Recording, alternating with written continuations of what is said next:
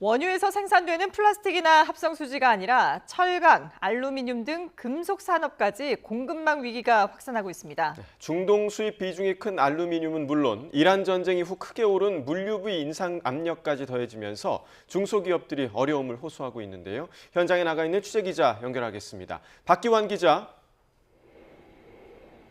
네, 서울 물레동입니다. 네, 이 합성수지나 플라스틱이 눈에 띄게 사용되는 곳은 아닌 것 같은데 그곳 분위기는 어떻습니까? 네, 이곳은 철광과 비철금속 같은 제품들을 소량으로 다품종 생산할 수 있는 가공 판매 업체들이 천여 곳이나 밀집해 있는 곳입니다. 제가 만나본 이곳 소상공인들은 모두 이란 전쟁이 장기화하면서 조금씩 원가 상승 부담이 가중되고 있다고 토로했습니다.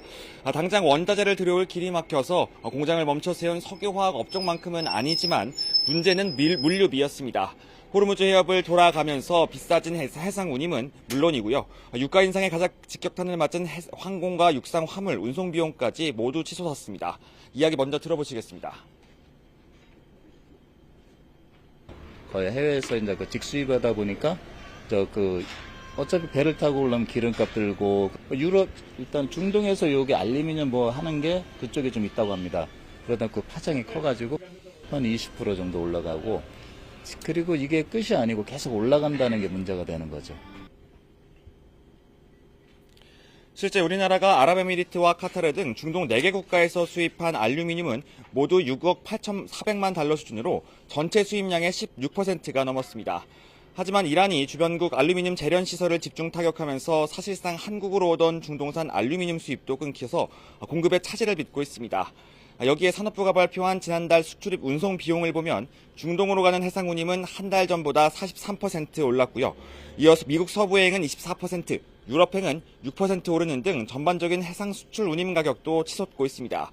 항공 운송비도 미국이 50.4%로 가장 많이 올랐고 중동으로 가는 항공 비용도 18% 상승했습니다. 물류비 인상 여파가 확산하면서 대부분 원자재를 모두 해외 수입에 의존할 수밖에 없는 우리 산업계의 긴장감도 고조되고 있습니다.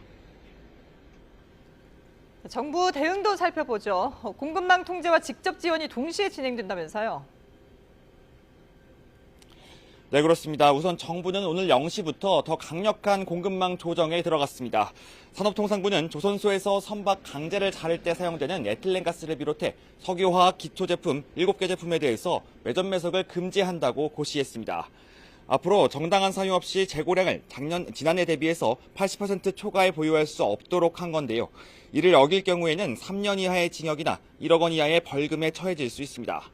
추경에 포함된 예산도 본격 산업 현장에 투입됩니다. 이란 전쟁으로 수출길이 막혔거나 대금을 받지 못한 중소기업을 우선으로 모두 2,300개 기업에 800억 원이 수혈됩니다.